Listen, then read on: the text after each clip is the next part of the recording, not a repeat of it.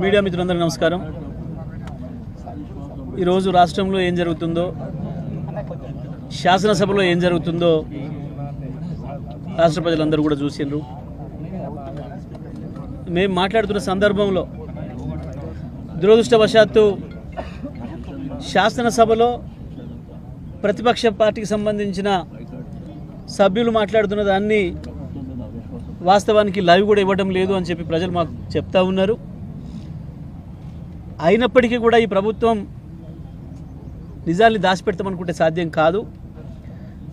శాసనసభలో ఒక్కరోజు కూడా అన్పార్లమెంటరీ వర్డ్ కానీ, ఇతరులు కించపరిచే విధంగా కానీ, శాసనసభ ఉందతనాన్ని తగ్గించే విధంగా కానీ ఎప్పుడు కూడా నేను మాట్లాడలేదు. ప్రత్యేకించి చైర్కు సంబంధించి స్పీకర్ గారి అధికారాలు ఏందో, స్పీకర్ గారి విధులేందో అన్నీ కూడా నాకు తెలుసు. సీనియర్ శాసనసభ్యుడిగా ఎక్కడ కూడా స్పీకర్ గారి గౌరవానికి భంగం కలిగించే పద్ధతిలో కూడా నేను మాట్లాడలేదు. ఇది కేవలం ప్రభుత్వ కుట్ర. ఈ చర్య స్పీకర్ గారు కూడా సమ్మతిస్తారని నేను అనుకోవడం లేదు. ఎంత దురదృష్టం అంటే, జరిగింది చర్చ నాకు కాంగ్రెస్ పార్టీకి మధ్యలో, ప్రభుత్వానికి నాకు మధ్యలో. స్పీకర్ గారు పెద్ద మనిషి గారు రెఫరీగా ఉంటారు కాబట్టి నేను స్పీకర్ గారిని పదే పదే రిక్వెస్ట్ చేసిన. కాంగ్రెస్ పార్టీకి సంబంధించిన సభ్యులు ఇద్దరు దాదాపు 1:20 నిమిషాలు మాట్లాడారు. అప్పుడు మా సభ్యులు ఒక్కరు కూడా అభ్యంతరాలు చెప్పలేదు, ఎటువంటి మధ్యలో అవాంతరాలు కల్పించలేదు, సాఫీగా మాట్లాడుకున్నారు వాళ్ళు. స్పీకర్ గారు నాకు అవకాశం ఇచ్చారు. బీఆర్ఎస్ పార్టీ నుంచి మాట్లాడే అవకాశం పెద్దలు కేసీఆర్ గారు నాకు ఇచ్చిండ్రు ఈరోజు మాట్లాడమని చెప్పి. నేను దానికి సంబంధించి నిన్న రాత్రి కూడా అంతటి కూడా జిల్లాలో ఉన్న అందరు రైతులతో మాట్లాడి, ఇతర వర్గాలతో మాట్లాడి, అన్ని వర్గాల ప్రజలతో మాట్లాడి వాళ్ళ సమస్యలను ఎట్లా ప్రతిబింబించాలి, రాష్ట్రంలో ఎండిపోతున్న పొలాలకు సంబంధించి గత 10-15 రోజులుగా తిరుగుతున్న సంగతి కూడా అందరికీ తెలుసు. అక్కడ రైతులు వాళ్ళ బాధలు ఏం చెప్తున్నారో, వివిధ వర్గాల ప్రజలు ఎట్లా మోసపోయినామని చెప్తున్నారో వాటన్నింటినీ ఈ సందర్భంగా నేను శాసనసభలో మరొకసారి ప్రభుత్వం దృష్టి తీసుకొచ్చే ప్రయత్నం చేసిన. అందులో ఎక్కడ ఒక తప్పు మాట కానీ, పొరపాటు మాట కానీ, స్పీకర్ గారిని కించపరిచే మాట కానీ ఎక్కడ కూడా లేదు. ప్రభుత్వాన్ని నిలదీసే మాట ఉంది, ప్రభుత్వం బట్టలిపే మాట ఉంది, ఉండి తీరుతుంది. ప్రతిపక్షంగా మా బాధ్యత. ప్రజలు మాకంటే ఇంకెక్కువ ఆక్రోషంగా ఉన్నారు. ప్రజల భాషలో వింటే ఈ ముఖ్యమంత్రి కానీ, ఈ ప్రభుత్వంలో ఉండే మంత్రులు కానీ నిజంగా సోయిన వాళ్ళైతే ఆ పదవిలో 1 నిమిషం కూడా ఉండకూడదు. బహుశా ఈ ప్రపంచంలోనే ఏ పరిపాలకుడు వాడనటువంటి తిట్లు ప్రజలతో పడుతున్నారు. అయినా సిగ్గు లేకుండా దాంట్లో ఉంటున్నారు. ఇవాళ నా సస్పెన్షన్ అనేది పెద్ద ఇది నన్ను భయపెట్టించే అంశం కాదు. ఇంతకంటే ఎక్కువ దుర్మార్గాలను ఎదుర్కొని వచ్చినాం. చంద్రబాబులు, రాజశేఖర రెడ్డిల నియంతృత్వాలను ఎదుర్కొని వచ్చినాం. అన్నీ చూసి వచ్చిన వాళ్ళం. కేసీఆర్ నాయకత్వంలో రాడు తేలిన వాళ్ళం. ఇవి ఏమి మమ్మల్ని ఆపలేవు, మా గొంతు నొక్కలేవు. ఇంకా ఇంకా ఇంకా బలంగా మా గొంతును వినిపిస్తాం. ఒక్క శాసనసభలో ఆపినంత మాత్రాన ప్రజాక్షేత్రంలో మమ్మల్ని ఆపలేరు. కానీ ఇవాళ ఒక కారణం చూపించలేదు.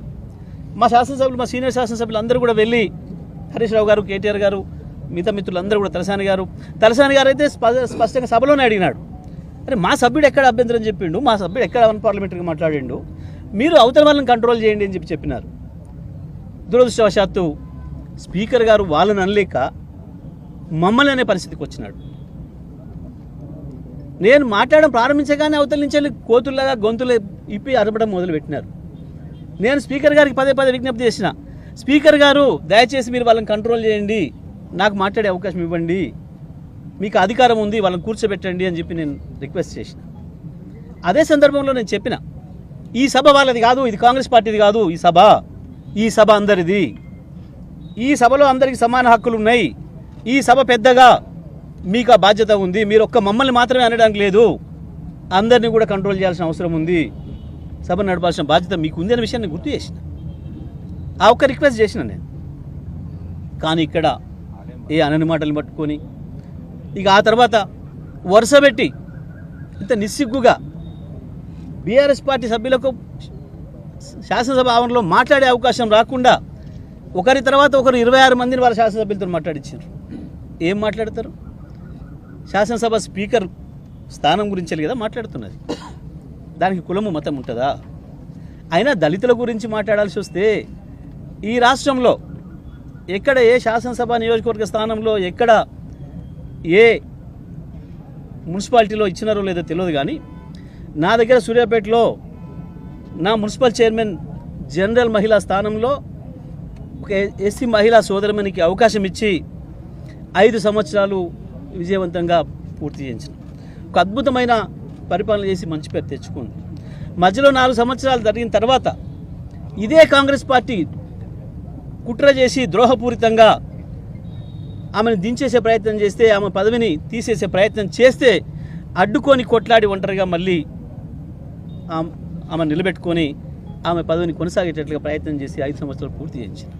గది నా కమిట్మెంట్ ఏందో సూర్యాపేట ప్రజలకు తెలుసు, నా తుంగతుర్తి ప్రజలకు తెలుసు, 4 జిల్లా ప్రజలకు తెలుసు, ఈ రాష్ట్ర ప్రజానికి అందరూ కూడా చూసిండ్రు.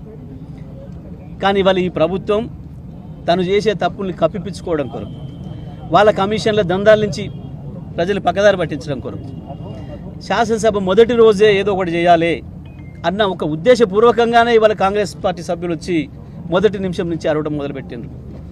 నిన్న వాళ్ళ ముఖ్యమంత్రి ఏదో క్లాస్ బీకి పోయినాడని, ఇవాళ లేకపోతే బాగుండదని ముఖ్యమంత్రి మెప్పు పొందడం కొరకో ఈ రకంగా కాంగ్రెస్ పార్టీ ప్రభుత్వం యొక్క ప్రతిపక్షం యొక్క గొంతును వినపడకుండా చేసే కుట్ర చేసింది.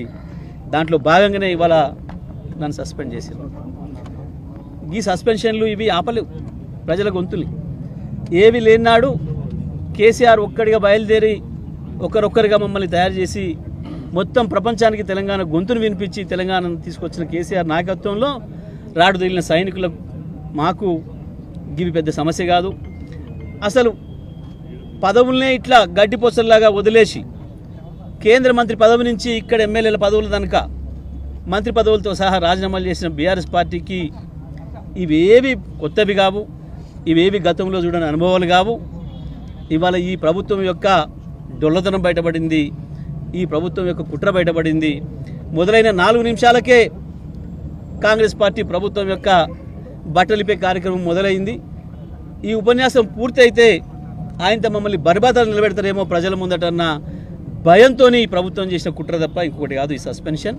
తప్పకుండా దీన్ని ప్రజల్లో ఎండగడతాం, న్యాయస్థానం ద్వారా కూడా మేము ఎదుర్కొంటాం.